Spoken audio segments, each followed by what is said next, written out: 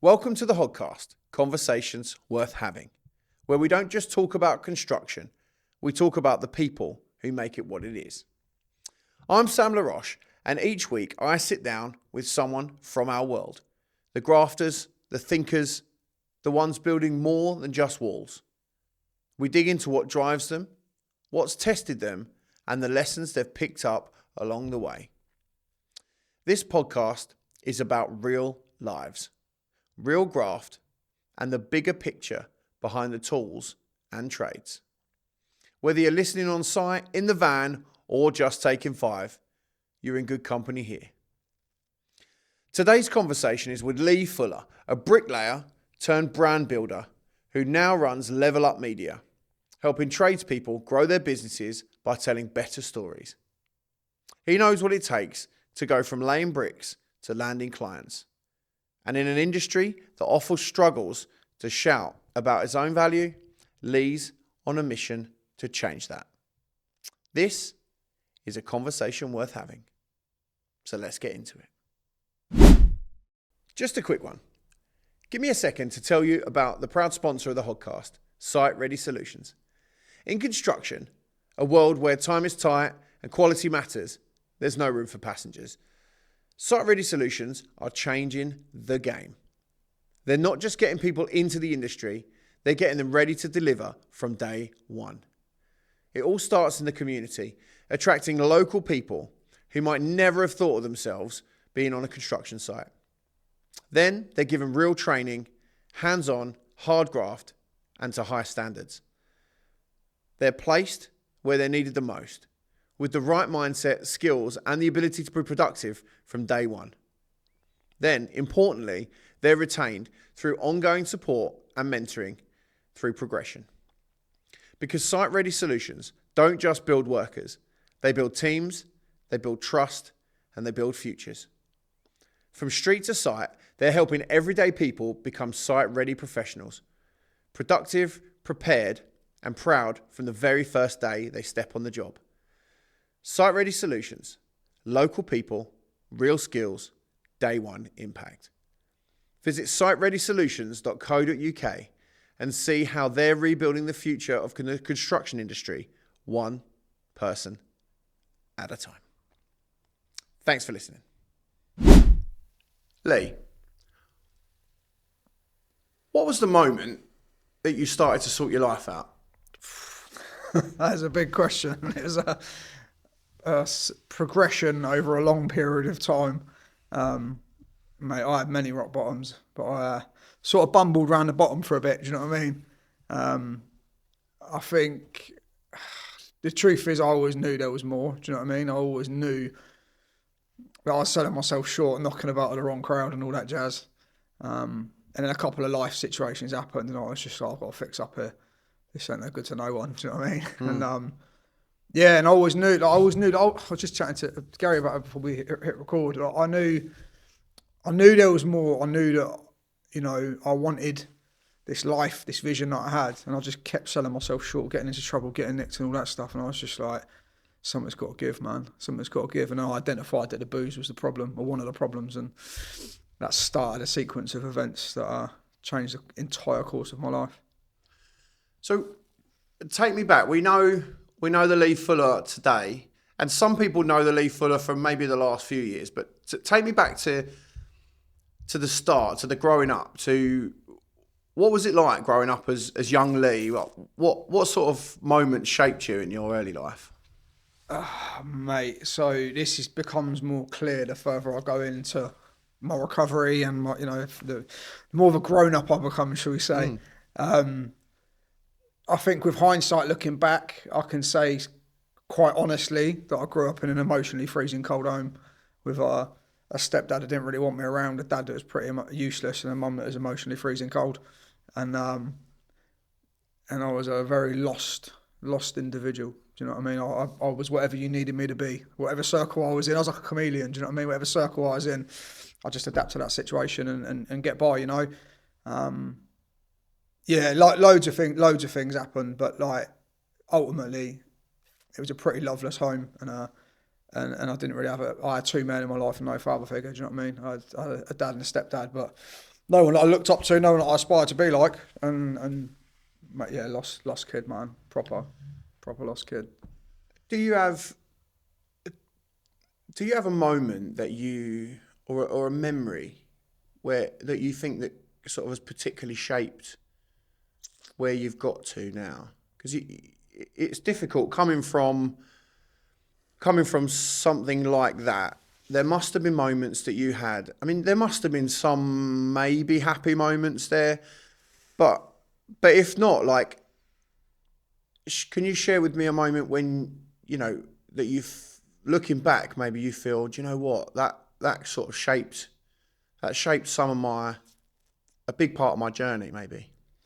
Yeah, I think it's funny. I got asked this question this week actually by somebody about happy memories when I was a kid.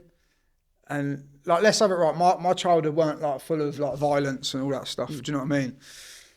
But as a kid, I didn't get emotionally what I needed from my surroundings, my home, my family, whatever. Yeah, and it was very apparent that I was.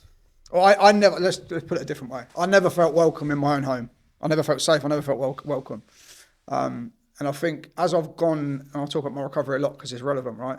As I've gone into my recovery, and started to form healthy relationships with my missus and kids and stuff, I can look back and say that I didn't know what a healthy relationship was. You know, when you're seeing toxicity, you're seeing just nonsense. Do you know what I mean? Like I had no clue what a healthy relationship was when I went into the adult world. Do you know what I mean? I think it was a culmination of a lot of just utter nonsense. Do you know what I mean? It shaped me, and I couldn't get out quick enough. I went on football exchange when I was 13 to Germany, and they were like, "Do you want to ring your mum?" I was like, "No." Well, not at all. Like, why? And then I got back and mum was like, "You didn't ring me." I was like, to talk about what? Like, I couldn't get out quick enough, and I finally got slung out at 15, and that was me. I was on my merry way, and I'm grateful for that, man. But I think being a dad, and my oldest is 16. I'll probably get emotional talking about it. My oldest is 16. I couldn't even fathom the idea of slinging her out on her ear and telling her to get on her merry way. She's a kid. Yeah, it's easy with hindsight, isn't it? But I'll tell you what, I will say one thing. I did not know that my childhood was dysfunctional until a couple of years ago. Right, to the point where I'm an open book. I'll talk about it, I don't mind. But to the point where at Christmas last year, I had to cut all of my family out. Right, it took me. I'm nearly 7 years sober. It took me 6 years in recovery. I'm 37 years of age. To really understand how dysfunctional that setup was. And for me to say, you lot don't get to treat me like that no more. I love myself enough for you lot to get out. And it went down like a lead balloon, but I feel absolutely free as a bird. So yeah, I don't know if that answers your question, but that's it does. And what was it about? What was it about Christmas last year that made that happen? And that is probably a difficult thing to talk about. I've not really spoken about it only because there was some court cases pending and stuff. Not on me. I've not I haven't been arrested in 7 years since I've been sober, believe it or not. But so I can't tell you about that without telling you what happened prior to that. So I was on site. So I had a brickwork contracting company for 10 years. I set it up when I was 24. I stopped when I was 27. This is the long-winded version, so buckle up. I stopped when I was 27 and I went to film school and done filmmaking for a couple of years, shot music videos, promos, all that stuff. Long story short, I went back on site to earn some extra cash just to top the bank balance back up when I was doing the filming. And I met a guy on this job. I was only doing 3 days a week. I was house bashing, just doing for a subby that I knew. And he said to me, "Oh, there's a bricklayer that knows you." I said, "No, who's that?" And he told me his name, Christian, his name was. I thought, "Oh, fuck, I have no idea who that is." Anyway, got chatting. It turned out I'd done a bit of work for Christian many years prior. Christian said to me, "Oh, I've just got a job coming. Do you fancy doing it?" He used to do his own work as well. I said, "Oh, not really. I've got loads of other stuff going on, man. I ain't really interested." Long story short, we done it. We set Thames Valley Brickwork back up. Right, and I said to him, if we're going to do this, obviously we're going to use the camera for content. I've learned a lot about business in those 3 years that I've had off, like marketing especially. And we're going to do what I've learned in that time. Just leave it to me. Like you run the business. I'll make sure we get enough work and keep everyone going. and it blew up really quickly. It went straight into building multi-million-pound houses. I didn't bother with any small stuff. It was just using LinkedIn and a website. We absolutely killed it. And I worked out, and I'll get to the point, but I worked out that I couldn't build the sort of company that I wanted to because I didn't want to go house bashing. I worked out that I couldn't get the bricklayers to do the sort of work we were doing. We were building some of the nicest houses in the country. It was all luxury stuff. It's on our YouTube. So I sort of made a decision to leave the company. And I built a brilliant business with Chris. And what happened was, on November, I got a phone call from social services saying you need to take your kid. Her mum is my ex-missus, is in a violent relationship, all that yada yada. I won't bore you with all the details. And I was just like, whoa. I'd send my little girl every other weekend, or actually more than that, 3 weekends a month since she was been born. And I had no idea, right? And it was all this, it was mad. It was absolutely, I can't even fathom it now, do you know what I mean? The issue was, I was living on I just bought a wide beam canal boat to build, right? So we got rid of our house. I stuck every single penny that I had into this wide beam canal boat, which is why I got the shakes when I turned up, because there's one outside in the car park here. And I put every single penny I had into it because I wanted to get our outgoings down, live this life of, nomad life, and I've always been adventurous. And then I got this phone call, and I was like, shit. I need to, I can't be on a boat. I can't be on a building site floating on the water with all my money tied up in it. What does this look like? So I phoned my mum and I was like, listen, this is what's happened. I've got to come back for a bit. They got a massive house, so it's not a problem. But my stepdad didn't want me there. He don't like me. He's always wanted me out. And we went in and we sat down and I said, listen, this is a situation. Your granddaughter's, she's in a tricky spot. We've got to protect her and look after her. At the time, my little girl lived an hour from me. So I was doing the school run, so I was going hour there, hour back, hour there. So I was doing 4 hours driving a day. No money, because all the money's in the boat. And I've got this business that it wasn't big enough for me to get off the tools completely. We only had a couple of gangs. And I just said to Chris, I took a leap of faith. With recovery, we've got a saying, we do the next right thing no matter what the personal consequences, right? And I was like, I need to be at home, is the truth. I need to be at home. And I left the company. I had nothing to go to. And it kicked off the maddest 12 months I have ever had and probably will ever have in my whole life. What happened was, I said to Mum, listen, she was like, yeah, come in, the little girl's all that matters. And 3 days after being there, my stepdad sat me down and said, you got 6 weeks and I want you out. And I was just like, shit. I don't know where I'm, actually what I said was, no problem. All right, cool. Then my dog died, literally, got diagnosed with a terminal thing a couple of days later. And we had this court case going on and all that stuff. And I can't get into it too much, but we filed for a full custody court case. Eventually sold the boat in the July. But what happened was, on Christmas Eve that year, we got ordered to give my daughter back. So I had to give her back to this house that I knew was, really difficult for her. And I went home that day, this Christmas Eve, went home that day, dropped her home, went back to my mum's house to tell her what had gone on, and all hell broke loose, and I got kicked out. And that Christmas Eve. So I slid the side door of the van open, I've slung all of my stuff back in there, and I've gone to the boat and carried on working on the boat on Christmas Day to try and get it finished so we could sell it on. So I've just given my little girl back to a tricky situation, and then obviously I've just got this thing that's completely erupted. And, I guess with a bit of time away from the situation, not away from it, but a bit of distance between the situation, it was for the best. Not my little girl going home wasn't. That's still ongoing, and it was still something we're in the middle of. But the situation with my mum was absolutely what was supposed to happen, because the truth is, they've always been like that. They were like that when I was a kid. Do you know what I mean? I weren't welcome when I was a kid, and as a grown-up, and they've helped me a lot along the way as well, right? It's not all bad. They're not all bad. But ultimately, what they want is their little bubble with him and her. And he's alcoholic, he drinks as well, And what happens is, when somebody comes into that space and they're looking at themselves and they're working on themselves and they're doing well, is what, I've gone from being a hopeless alcoholic that used to go drinking with them to someone who's got his shit together, who's been a stand-up dad, has got a business, smashing recovery, sponsoring people. What happened was they don't want you around. Why would they want you around? It shines a light on their bullshit. Do you know what I mean? And then over the next year, we tried to patch things up. And I said, listen, I'm going to go away and work on myself and try and work out why you guys trigger me so much. And I came back to the table on Mother's Day, and she was just, it was dead. Like, the relationship was gone. Do you know what I mean? And I said to her, listen, you can always see your grandkids. I've got 3 girls. But I said, you've got to start putting the work in now. I ain't coming to your house. You've got to put the work in. I'm not coming over. But you're always welcome at our house. You can come over whenever you want. And she turned around and told everyone. I stopped her seeing her grandkids the next day. And I was like, that's it, I'm done.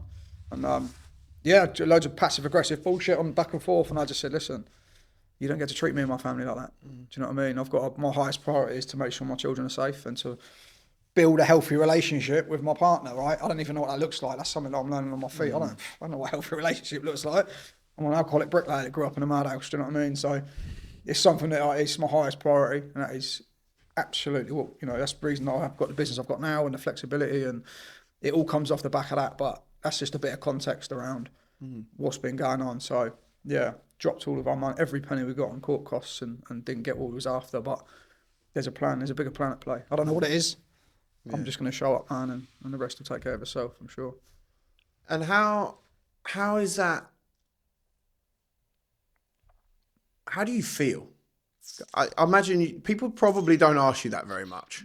You don't seem like the sort of guy who necessarily would talk about their feelings with everybody. But I hearing that. Yeah, it's big stuff. It's big stuff, man. I don't think I realised how big it was until this year. Probably this year. But at tail end of last year, actually. And what happened was, and this I've got to add this, right? My pain didn't come from my mum and my stepdad. The pain came from me because I kept going back into a situation that causes me pain. Right? They never. One thing is absolutely true. They're consistent. They are consistently shit. Do you know what I mean? Now, for me, I kept going back in, going, why can't you just change? That's where my pain come from. The minute I said to you, I'm out. You don't get to treat me like that. See you later. You're blocked. Do one. The pain went. Do you know what I mean? And actually, I do, just in relation to what you're saying there, like, obviously, I'm in part of Alcoholics Anonymous, right? 12-step program. We do look at that stuff, right? So in that space and in that fellowship, there is a lot of stuff around what's going on for you, how you feeling, like what do you need? Obviously, I've got fellows around me that help and people that I will ring up and bounce my feelings off and that stuff. Something that I've learned this year though is my feelings lie to me, man. My head will tell me that like my missus is trying to mug me off, and she's not. Do you know what I mean? It's me being sensitive, right? So to a certain extent, I'm aware of them, but I'm very big on doing. Like I can't think myself out of feeling shit. I've just got to get up and put the action in and do something, and that's what I do. I get up. I try and help. Everything we do today, and it sounds cringe, but it's true, is to be of service, yeah? So with the program that I work, it's all about helping others. It's all about as we give, we get. It's why we've got the business we've got now. It's the stance that I took with the brickwork company as well. We were very much about, let me try and help you and show you what it's actually like as a young business behind the scenes. That's why we set YouTube up. I feel now, today, if you'd have asked me 6 months ago, you'd got a different answer. I feel free as a bird today. Like genuinely, do you know what I mean? Like that's not me just saying that because we're on here. Like, but 6 months ago, I was very, very angry. Very angry. And I see my sisters are in the same place now. So they're going through that process of grieving their mum and they can't work out why it is the way it is. And for me, I'm able to just go, I trust. I've got good people around me. Like my partner's incredible. We just do it, man. We just put one foot in front of the other. Like there's no, I don't look back too much no more. Life's good.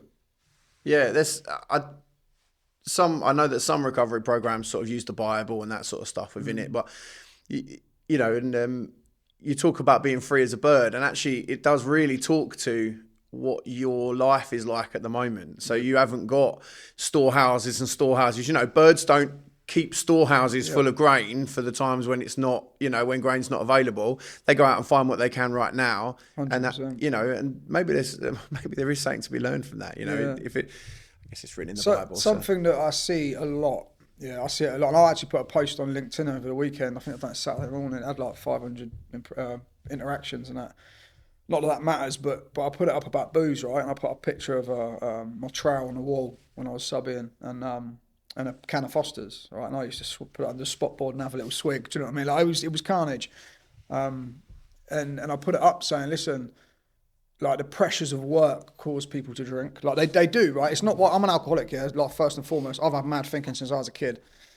But the people drink a lot to cope with the pressures of work. And LinkedIn's a work platform, right? It's a B2B platform. So I'm open about it. I'll put stuff up there all the time about it. Do you know what I mean? And I think one of the issues that I see a lot with a lot of fellows, right, and a lot of people that are struggling, is those toxic relationships. And I hear people say things like, I can't cut them out, they're my mum. Or, yeah, but he's my brother. Or whatever. Excuse my language, I don't give a shit. If you show up in my life and you make my life worse, we're done. And I've had it with a client last week. I was just like, mate, jog on. You don't get to be rude to me or my partner. Like, I'm here to help, do you know what I mean? Like, it's that whole back. Do you know what it is? It's just I've learned how to implement boundaries and stick to them. And someone said to me, it's a great bit of advice I got in recovery. I was struggling with something similar. It was around that time. And I said, and it was to do with work actually. And I said to this guy who's a lot further down the road than me, I said, listen, I've got this thing going on. I feel like they're taking the piss out of me basically. And he said to me, Lee, you've got to set your expectations from day one. And then you manage them consistently, and that breeds respect. And if it doesn't breed respect, you leave. And just putting it like that, I was like, wow.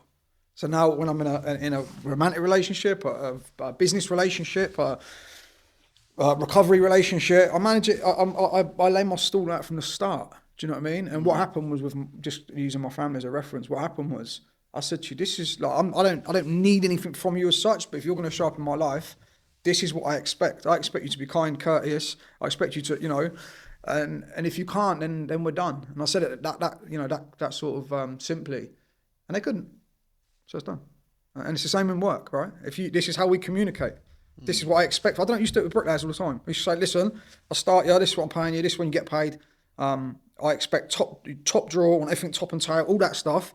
I said, if you can't meet that standard, then I'll finish you up. And I said, I'm not being an idiot, but I need you to know what I expect from you from the start. And I was really, we used to I got on really well with the lads, but I had to manage that consistently. And the times that I didn't always caused pain every single time. So, you never told me that. But you're right, I didn't. Like you've got, it's so important, man. So yeah, it don't matter if you're related to them. Toxic behaviour is toxic behaviour, isn't it? That is the truth. Me anyway. For me, that's and I get called cold. My missus says it sometimes. She's like, you're so cold. I'm like, what's the alternative? What's the alternative? To let people come in and take the piss. Don't work for me.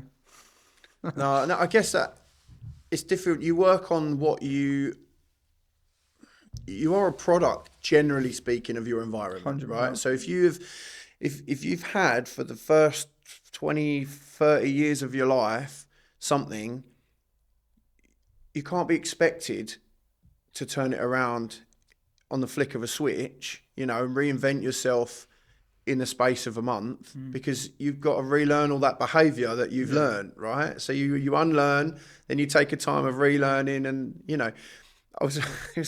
this is going to sound a bit funny, but I was reading the Very Hungry Caterpillar. Yeah, my boy's 4 years old. Yeah, great book. Yeah, it is a great book. And the first thing that stands out, I've always wondered why it's the Very Hungry Caterpillar, not just the Hungry Caterpillar. Yeah. He's very hungry, but the idea that this caterpillar is an egg, grows out of the egg, he then eats solidly for 7 days, right? So he makes small things happen every day. He does a little bit more each day, and then he puts himself in a cocoon for 2 weeks.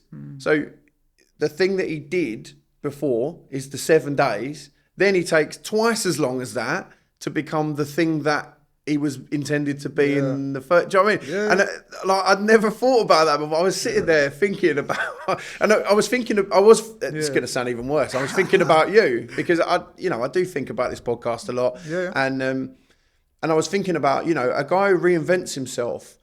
How is that even possible? And then I was randomly, the Very Hungry Caterpillar, actually, he's been doing this thing. He's taken a while, it's taken some time to do the next thing, and now he's sort of becoming what he wants to be and what he's supposed to be. You've got a saying in AA that recovery is to recover the person you were supposed to be, right? As cringe as that sounds. And you're right, it's incredibly difficult. I like to say that because, look at what I've done. Like, not at all. for me, it was so difficult to know there was something else. Like I knew I wanted that. I always knew it. Like I said at the start of this book, I knew in my head there was more, but to actually believe that I could have that was like I couldn't fathom it, because I hung around with wrong uns. I drank every day. Like I didn't start drinking on the way to work, opening the gate with a can of Ballmans in my hand. You know what I mean? I started getting pissed with my mates at weekends, having playing up, having fun, right? But as time went on, it got progressively worse and worse and worse and worse. And where I ended up was I bought an house to renovate, and I was living on a mattress on a building site. I ripped the plaster off the walls, all that rubbish, and laying there clearing up beer bottles, or getting up clearing up beer bottles every morning, just being like, I don't know how to change. The truth is, I didn't know. I had no idea. For me, it was the best place to arrive is when you're completely out of ideas, because I had nothing left. I had been to therapists, I read self-help books, I had tried it myself, and I always ended up in the same spot every single time. And I went to see a therapist. I'll never forget. This was a real pivotal point in my life. I went snowboarding with my uncle, and I got there, and the mountain was shut. And I went out on the steam, and I ended up drinking to blackout in a whiteout. Right, I couldn't even see in front of my face, and I ended up ripping the chalet door off the hinges, off my head, of the catered chalet. And I woke up thinking, I've done it again. How the hell have I done that again? And what happened was I vowed to go and see somebody when I got back to the UK. And I had that situation going. My little girl was really young then, and it was really toxic with her mum. And I went to see a therapist, and I'll never forget, I told her my story in 90 minutes, right? And I brushed over the drinking, man. I did not want to tell her about my drinking. And she looked me dead in the eyes. She was about 70 odd. She looked me dead in the eyes. She said to me, Lee, you're an alcoholic. I thought, you cheeky cow. How dare you? And she said to me, I'll never forget it. She said to me, if you go to Alcoholics Anonymous, it'll be the making of you. You seem like a really open-minded lad. And that is absolutely where my life changed. In that moment, I was like, she's got a point. There's a lot of stuff in between, but it's true. It's true, mate. It starts with a seed. It starts with somebody saying, have you looked at this other way? Do you know what I mean? And it is the best thing I've ever done in my life, and I've done some cool stuff. Do you know what I mean? Well, that's great. I don't want to ponder on that too much now, because I'm really grateful that you have been so open and honest. And we talked a bit before, and you said, you are an open book. Yeah, completely. And I think that the listeners, the people, that everybody will be touched by your story and your openness to talk about it. And you say, oh, it's, it sounds righteous or whatever. It doesn't. It sounds really humble. And there is some amount of righteousness in it, but you seem to come at it with a real humility. So thank you for being open and humble about it. But let's go back to the tools, right? Because that's where you started out. So the tools. What was your first day on site like? Oh, mate, it was horrible. I turned 16 August the 26th. And the 1st of September, I had a trailer in my hand. On site, I was on a massive block of flats.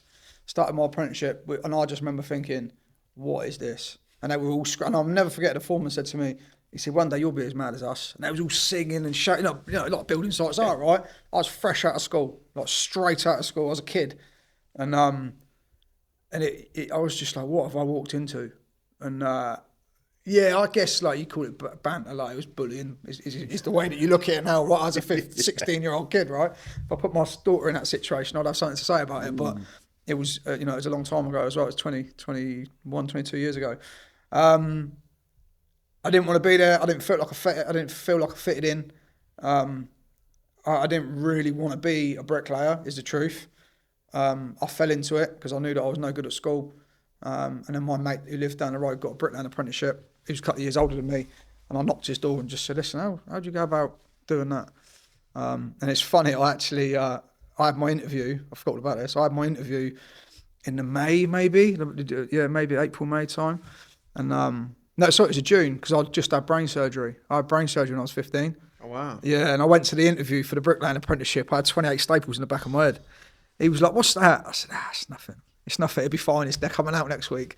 So I just had surgery, and I jumped straight into the bricklaying apprenticeship, and I just about acquired a taste for alcohol as well, and it was like the perfect storm. I was just like, right, we're having it. And that's where it all started. And I remember I sliced my arm open on a bit of expanded metal on day one. I was just like, brilliant, great start. But they were absolutely true to their word. I literally turned into their man more, do you know what I mean? I played the part very well. very, very well. In case you didn't know, in construction, trust is everything. You trust your team to show up, you trust your tools to perform, and when the pressure's on, you trust your supplier to deliver. That's where Grayson Building Products come in. They've been doing this since 1921, and they've built more than just a business. They've built relationships, expertise, and a reputation that is earned, not claimed. With over 50,000 products in stock and a team of specialists who genuinely understand the craft, Grayson is there. Not just when you order, but when things get complex. It's more than just a price. It's partnership. It's peace of mind. If you want a supplier that moves like part of your team, visit grayson.gb.com and see what real service feels like. And what did your journey look like after that? So you go from day one, don't want to be there, cut your arm wide open on on a bit of metal, and then some amount of years later, you're building some of the best, most expensive houses in the UK. Talk me through that journey. So it's one of them, isn't it? If you put a frog in the boiling water, it jump out. You put it in and warm it up, it'll stay in there, right? And that's what happened. That's literally what happened. And one thing I learned early, really early, was they turned out good bricklayers. Everyone that left there was very, very good. I remember my boss coming out, kicking my work to the ground. There's nothing wrong with it. Just booting the work to the ground, saying, do it again. But I started to get quite good, I'd say, as an apprentice. But I've always had a problem with authority, right? I don't like people talking that. Listen, it's the age-old thing, innit? I'm an Alky man. And one day the guy come out. I was 18. I passed my driving test. I'd done 2 years. Started my advanced craft. Third year apprentice in my apprenticeship, and my boss come out and he said, I'll never forget it. He come out. I was building some block work on the first floor, and he come out and I was perked my block up, stuck the block on. And he come out, and stuck his finger through the perp. He said, "Fill that up." And I was, he'd been niggling me for years. Do you know what I mean? I picked my trowel up and I launched the muck at the wall. I said, "Yeah, I'll go on fucking. How's that for you?" He said, "You've done it now." I said, "Do one, mate." I put my tools in my bag. I had my driving license about 3 days. My car was parked all wonky and that. I couldn't even drive. And but I remember thinking, as soon as I passed my test, I am out. Do you know what I mean? I'm out of here. And I jacked and I went straight out on site. He was giving me £268 a week. I'll never forget. It's my door number, so I always remember the number. And I went straight out on site for £135 a shift. And the bricklayer, the foreman, turned around to one of the other traders, said, "He's one of the best ones we've got here." Granted, the rest of them were rubbish. But I was good enough to go and get bricklayers money. Do you know what I mean? And from there, that just fueled the fire, man. I was just like, I am getting after it, mainly to prove my stepdad that I've been more successful than he was, which hasn't happened yet. But that's not my driver anymore. But that's what happened, and I just chased money, man. I worked for 9 subbies in a year, never got sacked. I'm proud to say that I've never been sacked from my work ever. But I chased money, and I went all over. I jumped ship for a £5 a shift more over there and £10 over there. And when I was about 21, I jumped on the price. It was right in a recession. I remember I was on Bloor Homes and I was on 280 a thousand. It was horrendous. 380 a thousand. It was terrible money. And we were slaving away. I was taking home about 100 quid, proper killing myself. And then it opened back up and I set up my brickwork contracting company. I set up LSF Brickwork. I laugh now. We literally we do this stuff for a living now, right? But I set up LSF Brickwork, but I knew I weren't ready, and I'd had a kid in the meantime, my eldest, and I decided to go travelling. So selfish.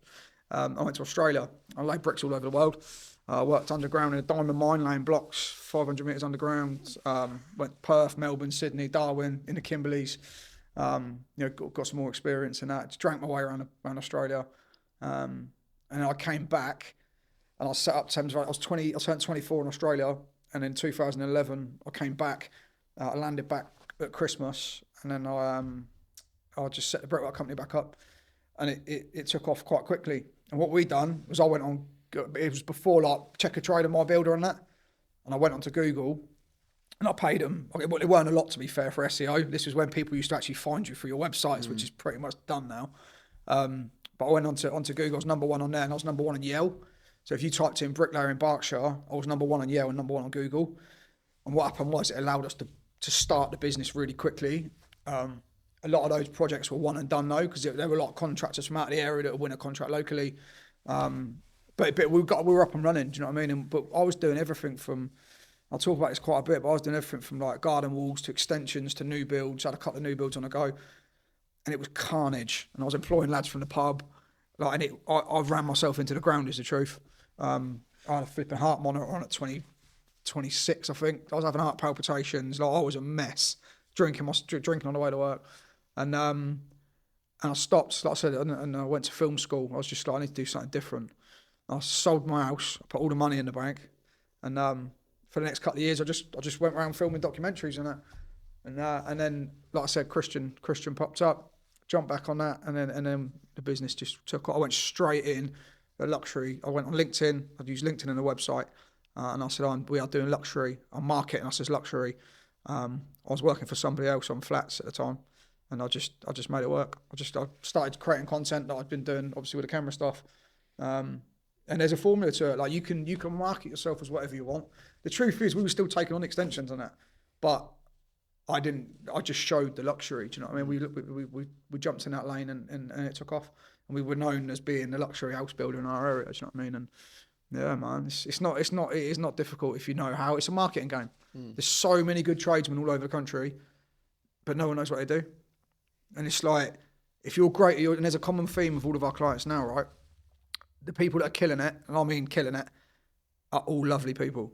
They're all proper sound lads and lasses, and they're very good at their job, and they're good with people. And if you can portray that to your potential clients, it's light work, man. And what I will say is, just to end that, 100% of my contracts for that company were inbound. I never sent an outbound message. I never asked. So we went from scratch to building what we were building, and you'll see it on our YouTube. I didn't send an outbound message. Every single job we priced, and we priced 3 million quid in year one, was inbound. Every single one. Wow. You just got to do it different. You just got to do it different, man. That's the great thing about when you know a little bit of what you're doing, you can sort of get a bit further ahead. It's almost cheating. It is. There's a formula to it, isn't there? Like, if you get tactical with it, and what most people do, and listen, we deal with so many contractors today. Like, we talk to them every day.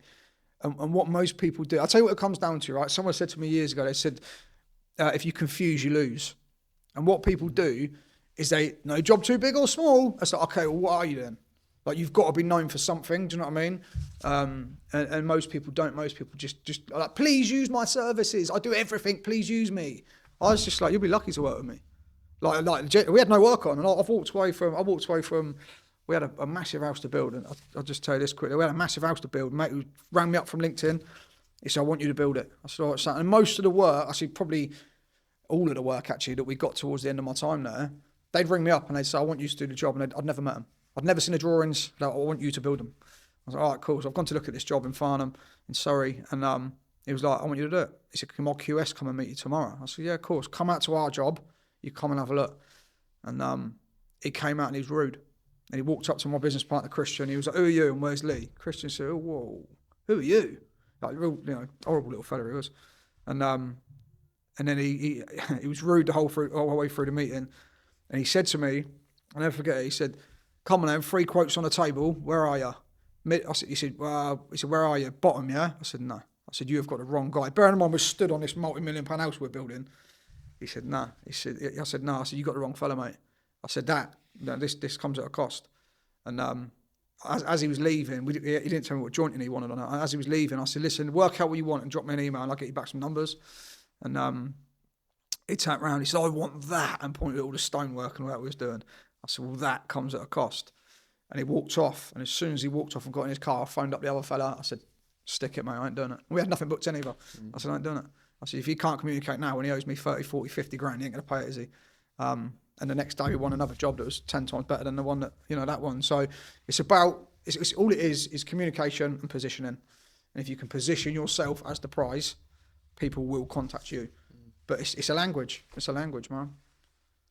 Well, that leads us into like the next bit. So, I mean, Level Up Media is what it's called, right? And that seems to be what you're doing. And you don't, it's sort of your new vision, your new mission. What made you I think it's a pretty obvious question, but what made you step away from the trail into this new mission of Level Up Media? It happened by accident.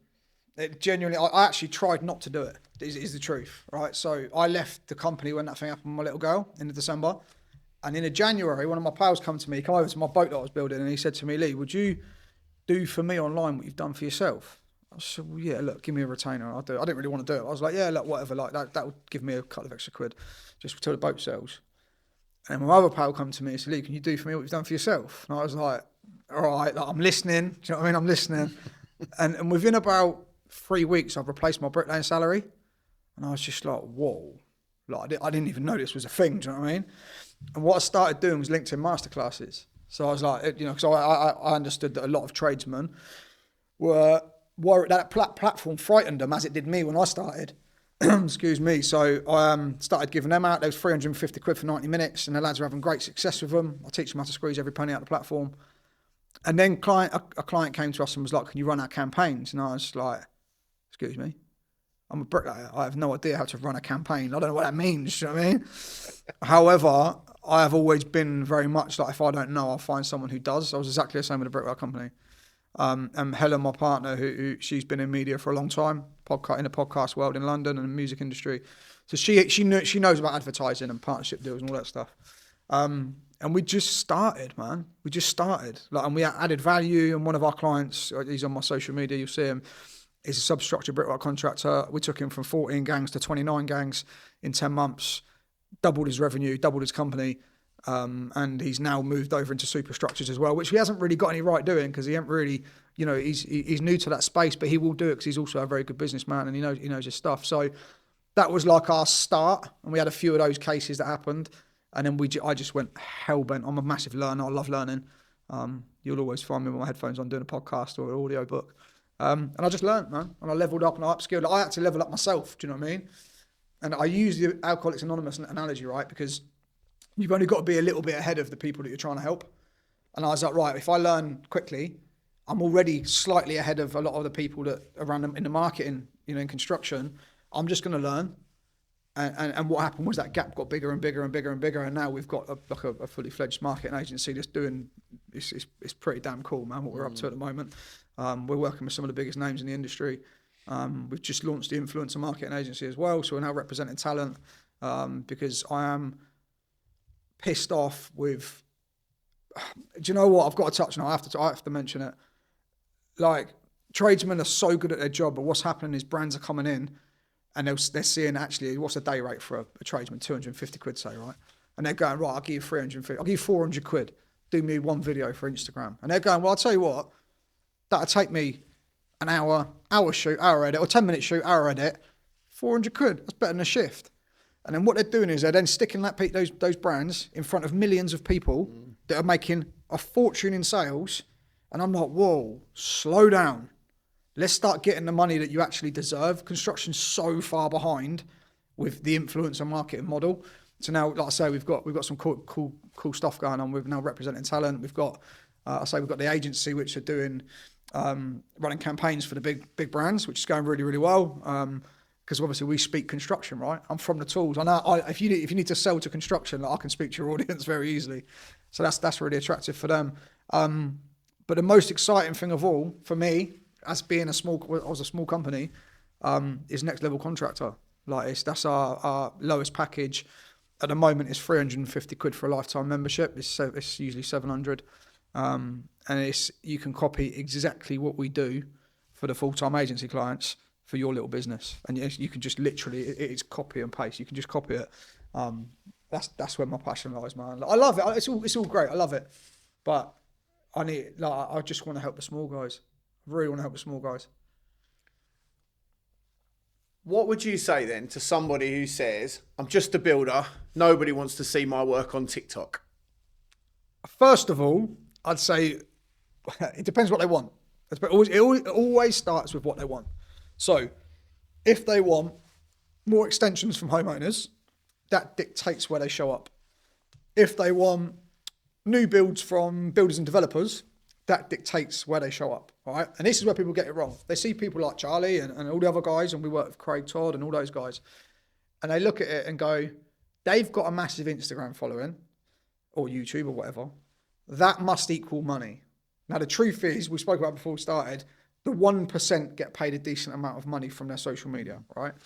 However, we're working with those guys because that does not equal contracts, all right? So you've got to ask yourself, what are you trying to be? Are you trying to be an influencer that will eventually make decent money from social media? Or are you trying to win contracts, more lucrative contracts and better projects? And for me, it's always better projects, right? I had no interest in the fame, all that stuff. I wanted to make as much money as I possibly could through my brickwork contracting company and take people on the journey with me. That was my model. So always start at the end. What are you trying to do? If you are trying to win builders and developers, right, for just as an example, and tier 1, tier 2 companies, all that stuff, don't bother with Instagram and TikTok. Because we've only got a certain amount of hours in a day. Running a building company or construction company is our graft. Show up on one platform 100% where your clients hang out. I say it all of the time to people. I built Thames Valley Brickwork from a dead start with no clients, no money. That's borrow $5,000 off someone. I had no money, no clients, nothing. To where, to the houses we were building, I'd done it in about 6 months just using LinkedIn and one post a day. No stories, no creative, just record and post. And that's it. So it always depends where you want to go and what you want to do. That dictates where you show up. And that dictates the language as well. What would you say to someone just starting out? You sort of covered it, and I want to ask this question in a different way. If you Barry the Bricklayer has a some amount of following somewhere, and yes, it might not be in exactly the right place, but how do they find out where they've tried to sort of, they've started at the end, they've tried to work backwards, but they haven't quite got it right. What do I do as Barry, the bricklayer, who wants to grow but doesn't quite know where, what, how, So does that give you a ring, or what does that start with? You can. I mean, obviously, following us on social media will give you a good start. Like, there's loads of information on socials. We live in a digital age. You can find out pretty much anything. However, it depends. Again, if you're already doing that sort of work, right? So if you've got a small contracting business and you're already doing extensions, and you need to market your company, you've already got clients. You've got paying clients. Where are they hanging out? Ask them, where are you doing business? Where did you find us? What social media platforms are you using? The beautiful thing about marketing is, when you're trying to market your business, people love talking about themselves. They love it, right? So we're very, very big. The art of marketing is to talk about the art of inbound marketing anyway, is to talk about your clients' problems in a manner which they feel understood, and they will contact you, Now, if you say to your clients that you have right now, what are you struggling with? Like, before you place the order with us, what was your experience like? And what they'll do is they'll go, well, I had to chase the quotes. Well, the guy was rude. He turned up 10 minutes late. He'd done a job for my neighbour, and actually they messed it up. And they will just rift. Write every single thing they say in your mobile phone and notes. If you look at my notes in my phone, it is ridiculous. And that what they've done there is they've just told you their problems. Once you understand their problems and you understand who they are and where they show up and where they do business, it becomes easy. It actually becomes easy. And what you do is talk about them, not yourself. This is the number one thing people make mistakes on, right? I've reviewed over probably 100 websites this year. In the last 12 months since last year. And every single one of them were doing the same thing. You'd log on and it would say, I don't know, John Jones Building Services, 30 years in the game, 4th generation builder. No one cares. Like, let's have it right. Nobody cares. If you guys think of the last thing you bought, why did you buy it? You bought it because it solves a problem for you. I'll go onto Amazon. I want something the next day because it solves a problem for me. My light bulb blow, Amazon. It's the same with service. It's the same with your building company or your construction or whatever you are, whatever you do. This is marketing worldwide. This isn't just construction. But if you articulate their problems and you show them that you can solve that problem, they will call you. It really is that simple. Do you know what I mean? It just takes a little bit of time to build that trust up, and that's where LinkedIn and social media comes in. It all comes down to the client. Every single thing is about the client. It is not about you. And where it says about section on LinkedIn, it should say about them. All right, don't talk about yourself. No one cares. Yeah, that's one of the things that I got a friend who's in marketing. He markets. It's very similar to you, but local business. Yeah. In and around Saffron Walden. Really, really, really good at it. Yeah, nice. It's really annoying on social media because you guys who do marketing are just really annoying. Not because you're annoying, but because you do it so well, it's annoying. Which I find really annoying, and it makes me feel very inadequate as someone who's trying to grow their social media, but can't really be asked. That's a different story, though. Yeah. But it's so true. You know, like for me, like I try my Instagram bio and stuff. Like, who are you? What do you do? What's the problem you can solve for the person who would hire you? Like that, you could pretty much write nothing else, apart from, what other people say about you. Yeah. And that's it. 100%. I say it all the time. So we build a lot of websites for people as well, right? And I say that, like, the landing page of anything, of your LinkedIn, of whatever it is, needs to tell them what you do, how it makes their life easier, and how to get hold of you. Other than that, leave it out. It don't matter. Like, if you confuse, you lose. Like, simple as possible. It really. I'll give you an analogy, right? I done a post on this on LinkedIn. It went mad. If I went into Costa Coffee or wherever, and I said, "Can I get a latte, mate, to go, please?" And they turned around and said, "Yeah." Do you know where this company was formed? Do you know that actually it comes from 6 generations of baristas, and actually it was founded in the mountains in Colombia? I'd be like, "Can you just give me my coffee so I can get on with my day?" You're just there to give somebody a service, right? And take brickwork contracting, for example, right? I tell people all the time, the clients don't want you there. Like, the clients do not want, and actually I'll put it in, so, one of our clients, a substructure brickwork contractor, we put it in his marketing.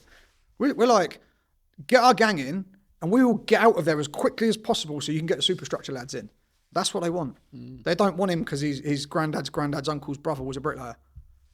Cut it out, man. You'll see. Just that will move the needle.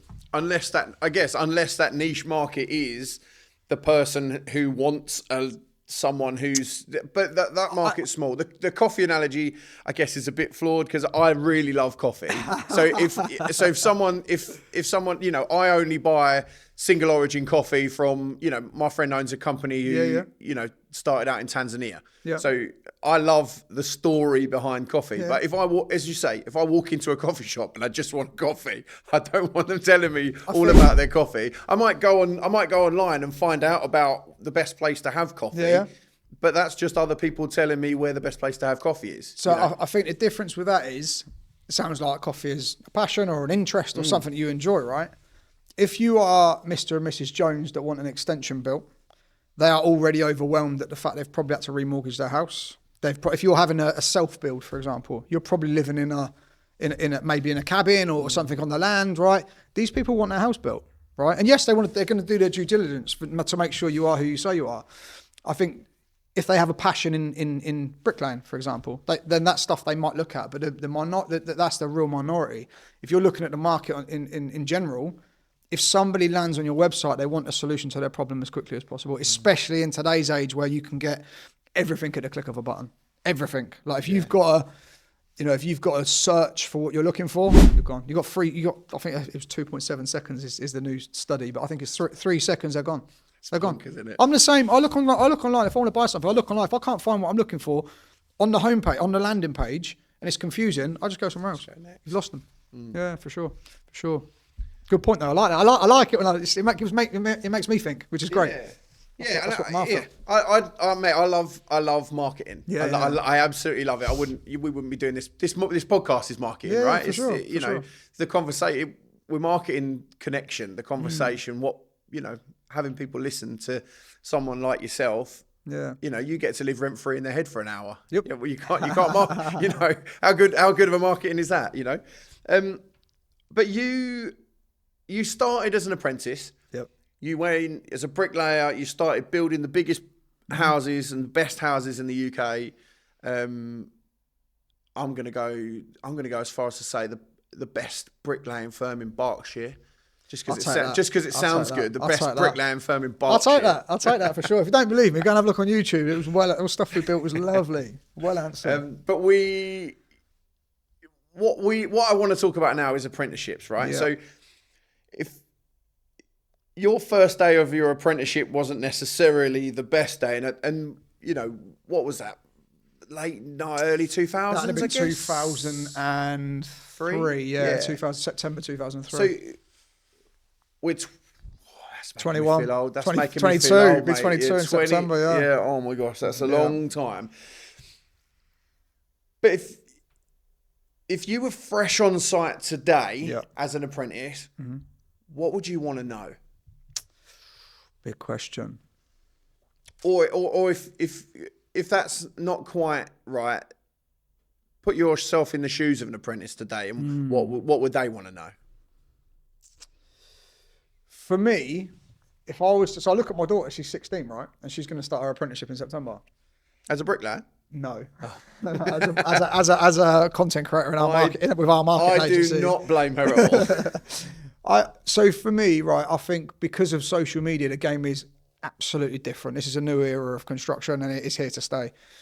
And I think the youngsters coming in will be looking at the likes of Super Trail and all that stuff, saying, how do I earn that money? How do I lay that many bricks to earn that much money to clear up? I don't think it's the full picture, is the truth. I really don't think it's the full picture. I love what it's done for construction. I think it's brilliant. And I'm going again this year, and I think those guys, you know, your Charlies and your Ashes and all those guys are changing the way people see bricklayers forever. And I think it is brilliant. I really do. And I fancy it, to be fair. If I was still laying bricks, I'd have had a go, definitely. But I think they'll be looking at it because of social media. Social media's created this false reality. That ain't bricklaying. I was lucky to lay 300 bricks a day on the houses I built. Do you know what I mean? But I think they'll be looking at us saying, how do I get the money? I really do. And there is good money to be earned in bricklaying. And all apprenticeships. So after your apprenticeship in trades. But I think they'll be looking at social media and looking at the money. That's what I think they'll be looking at.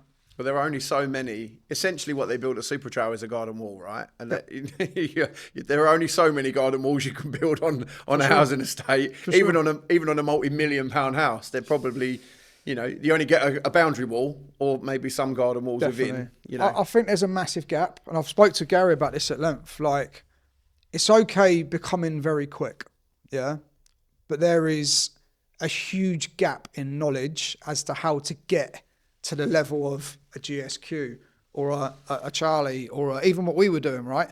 I never left college with any of that knowledge. I got taught how to put one brick on top of two, and then I was on my way to go and work the rest out for myself. And this is where next level contractor comes in, because what we're building that into is one place where young tradesmen and small businesses can get every single thing they need to go from where they are to the £1 million turnover mark. And like from QSs to how to invoice, how to price, how to negotiate, how to market, how to, you know, all of it, like sales funnels, all that stuff, everything they need to go, actually, I can do that. Because no one gives me, when I set up, didn't no one want to help me. In fact, they laughed at me. I was like, I'm going to work for myself. I'm like, yeah, we all said that. We all said that, and I've done it. And they were just like, oh, wow. But I had to fumble around in the dark for years, man. I really did. And we're seeing it now. With the and we are getting some youngsters coming on board actually, which is really cool. Like, they're seeing, you know, again, the people that are in the limelight, and it's doable. I really believe that. I really believe that anybody can get ahead in our industry, because everybody's doing the same thing. And I think with a little bit of knowledge and a little bit of hard work and hard work in the right direction is what I say, you can surpass everybody. It's not difficult. It's really not. That's exactly what we've done. Yeah. Well, everything is fast. We've established that. You know, you want to solve a problem, you want to solve it as fast as humanly possible. Yep. You would send it to your client. They literally said, we will be in and out as quickly as humanly possible because you don't want us there. Yep. What's one thing that the next generation of bricklayers need to slow down and actually think about? I think it's that. I think stop trying. Like, someone said to me years ago, right? They said I got offered a lifeguard PT apprentice thing when I started the same day that I got offered my bricklaying apprenticeship. And my dad at the time said to me, he said, do the bricklaying because you'll always have it to fall back on. And I was like, yeah, I get that, and I've done it. But when I started my apprenticeship, they said to me, look, just get it right. And this is one thing I really tipped my hat to the people that I've done my apprenticeship with. It was not comfortable, but you got good. You had to get good, or you wouldn't cut it. You know, you had to get good. And I think that was the one thing that stood me in the best stead moving forward in life, in my adult life, is definitely in my career actually. If I do something, I want to be the best at it, and I want to try my absolute hardest. Do you know what I mean? But even being young, leaving my apprenticeship, going on the price and all that, I remember thinking like, you lot can't lace my boots. Like, and I was that arrogant, but do you know what I mean? But it stood me in good stead because I wanted to learn, I wanted to get better, I wanted to improve. And I think that's lost. I think people are going, I want to get to be able to put 1,000 bricks a day down on the wall, and then I'll earn £1,000 a day if I want £1 a brick. It's like, whoa, get good. I've done a post on this the other week, I went mad. Get good, and then for the next 50 years, go and get the money you deserve. Like, if you are, there's so many mediocre trails, right? If you are good, you will always have work. No matter what the climate is. Even through the recession, I didn't miss a shift. If you're good at your job, people want you around. I promise you, as long as you're not a prick. People want you around. Do you know what I mean? That's my take on it anyway. Well, that's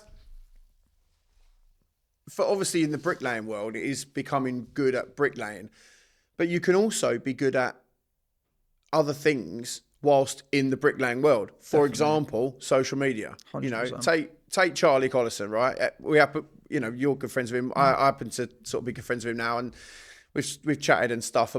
You know, he's been on the podcast, and he'll tell you he's not the best bricklayer in the world. Yes, he is the fastest one in the UK by the standards that are set up by Supertrail and, you know, all the caveats and stuff. Yep. And he would say that, you know, and we even talked about him losing potentially. Well, not that he wanted to lose, but if he wanted to lose, he'd love to lose to Ash. Yeah. That's their, you know, that's their love. That's brilliant. They love each other, right?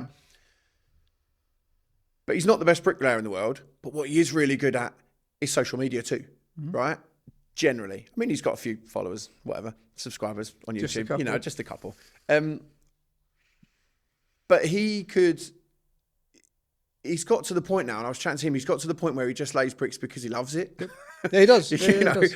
Not because he has to necessarily, you know, he could make enough money to never have to work on a house 100%. Building site again. 100%. Just from YouTube, Instagram, and doing the things that you haven't said you're working with him, but I'm going to assume there's some synergy there because You've got a meeting later. Let's put absolutely. But you know, for a young, talented, you know, sort of bricklayer who wants it, it seems like it's there. Yeah. It's there just to be taken. So there's a couple of things, right? And I love what you said there, and I think it is what I say to my kids all the time, right? You keep the growth mindset and just keep learning is the one thing, and he does that really, really, really well, right? How can I improve? How can I get better? How can I lay more bricks? How can I whatever, all that stuff. And I think most people, okay, so let's just say we've got 10 full-time agency clients, right? The bigger guys. None of them will get on camera. Actually, one of them will get on camera, right? So the fact that, take Charlie as an example, has done what he's done is because he was willing to go, I'm not listening to you, like, I'm just going to do it anyway. And then what happens is everybody jumps on and they're like, well, I can do it better than you. Okay, well, hit record then. And they won't do it. Do you see what I mean? And that's what, and to the youngsters coming through as well, like, don't worry about the people around you. I had 5 brickwork contractors set up the same time as me in my area. I don't care. They ain't me. I don't mean that arrogantly, but I mean that as in, like, don't worry about what they're up to, because Charlie possesses some skills that some people can't, right? That don't possess, and he doesn't possess other ones that some people do, and that's what, again, like, we're sort of doing little bits and pieces with him at the moment to bring in contracts, because that's the one area that he's identified that actually maybe I could bring in some nicer work, right? And it's like, well, we can do that for sure. And it's like, don't think that's the other thing as well. Don't look at these guys and think they're complete. Like, they're not. What they're doing is they're going, I'm gonna create that content regardless, and let's hope it helps somebody in the process. And that's the bit. If you are a youngster coming through and you've got a small car or whatever that looks like, right, just aim to be of service. Because if you are being of service, people will tune in. I promise you. If you are genuinely showing up saying, how can I help? And again, Charlie teaches people to lay bricks on YouTube, which is why he's got so many followers. It's beautiful. It actually is. I think it's brilliant. It's really, really good. But yeah, that's my take on that for what it's worth. Yeah. Well, it does make me laugh. Like, I was showing some people, because we're about to put the podcast, and I love it when we at the point of recording this one, everybody, we haven't actually released yet. So I talk to people about our release and about who we've had, and I show them the videos of all these really cool people that we've had on so far. And they just love it, you know. No, but there are some people that I show and they've never watched an ASMR bricklaying video. They're like, oh, this is the coolest thing I've ever seen. I used to get a lot of those comments, man. I know, like, it's so therapeutic. Yeah. My mate's a chef. He was just like, I could watch that all day. Yeah. You like, just the... Yeah, you're man. like, oh my gosh. But then you get like guys like yourself who are adding value through their videos. You know, this is what you can do to improve. These are step 1, step 2, step 3, improve. Yep. That, you know, 100%. and that it's essentially free for the user value that you're giving. It's not free for you to make. Obviously, it costs your time, you know, your editing time, all of that stuff. Your knowledge that you've learned over 20 odd years of bricklaying. We'll call it 20. We'll call it 20. Yeah, that's yeah. It comes. Like it is. The digital age is beautiful, man, and a lot of people are scared of it. I'm the crossover generation. Right, I'm 37. I grew up without it, and then it came in when I was doing my apprenticeship. You know, a little bit after that actually. And you've got that my generation. Most of the people we speak to are just, oh, I hate social media. Like, so do I. I don't like social media. That's the truth. And when I eventually build this business up and whatever we do with it, whether we exit, whether we keep it, whether we step back or whatever, I won't be on social media. Social media is a marketing tool. And I'm not interested in what someone had for breakfast yesterday. I literally don't care. What it is incredibly powerful. And strangely enough, when I started giving out flyers, right? Everyone done it. I got them made up, put them through everyone's doors, never got a single job for it. Sent cold emails and all that, never got a single job for it, ever, because it's saying, please use me. And actually, why would you bother? You have, as long as you're on the right platform, you have got everybody that you can sell to at your fingertips. Like, especially LinkedIn, because you can get in front of decision makers straight. I could go on LinkedIn right now if you told me who you wanted to get in with, and I could message the managing director or the construction director or the QS that makes the decisions and places the orders. Why would you fumble around anywhere else? It makes no sense to me at all. I don't understand. I'll message their PA. Why would you not just message them direct on LinkedIn? No one cares until they care. No one cares until they care. Like, you know, you're just another name of some. Like, let's have it right. There's 1,000 people that do what you do. They ain't got to use you. There's 1,000 people that do what I do. Like, there's about 20 marketing agencies in my flipping town. Do you know what I mean? You ain't got to use me. If I don't get on social media and add value, they ain't using me, and I ain't got a business. Do you know what I mean? So that's my take on it for what it's worth, man. It's a marketing tool. And try and get away from the fact of, like, I don't like social. It is a marketing tool. Use it to sell your business and your service. Well, we have a bit of a closing. It's become a bit of a closing tradition here. So we basically just ask who you would like to listen to or see on this podcast. If you could have anyone on the podcast, who would you like to listen or in watch? construction or in general? Anyone you like, because we're going for it. We've had some people say some out of this world people, but as you know, you just message them, and what's the worst that's gonna happen? Do you know what? So who would you love to hear or see on here? That is a big question, isn't it? That is a big question. I love my boxing, man. Yeah. I'm a boxing nut. Yeah, I'm a boxing nut. So probably, I don't know, Eddie Hearn would be a good one, wouldn't he? Eddie Hearn, okay. He'd be a good one. Yeah. He's only around the corner as well, isn't he? Yeah. Brentwood. Yeah, get him in. I love boxing, mate. So anyone in that space playing at a high level. Like, I love, and do you know what it is? I listen to a podcast called High Performance quite a bit. I don't know if you come across it. And they dive into the minds of some of the highest performers in the world, from athletes to, you know, all everyone that performs at a ridiculously high level. And it fascinates me. Eddie Hearn's hated, right? But I mean, I think what he's done in that space is changed the game. And it's so relevant, right? Because you've got people like Charlie and Ash and all that, and they are changing the way that people view our trade and view the industry. And I think I'm just here just to shake it up, whatever that looks like. And, you know, we're doing that with NLC as well. You know, you ain't got to pay marketing agencies. And I own one. You ain't got to pay them thousands and thousands of pounds a month anymore. Them days are gone. So, yeah, Eddie, I reckon. Get him on.